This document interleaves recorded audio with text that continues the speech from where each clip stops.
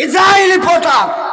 আপনার যেটা হচ্ছে কোকোকোলা, পেপসি, এই কোকোকোলা ও পেপসি, এই পানি, এই তরল পদার্থ, এই পানিটাও হচ্ছে ইসরায়েলের তৈরি করা। ওই কোকোকোলার একদিক দিয়ে লেখা আছে, এই দিক দিয়ে লেখা আছে কোকোকোলা, উল্টো দিক দিয়ে পড়তে গেলে ওই কোকোকোলার লেখা আছে লা মক্কা লা মোহাম্মদ। এই পানি, এই কোকোকোলার মাধ্যম দিয়ে, এই পানির মাধ্যম দিয়ে, এই এনজিওর মাধ্যম দিয়ে, এই পয়সার মাধ্যম দিয়ে আমরা মক্কা ও মোহাম্মদের নাম নিশানা উড়িয়ে দিব, সেটা লেখা আছে।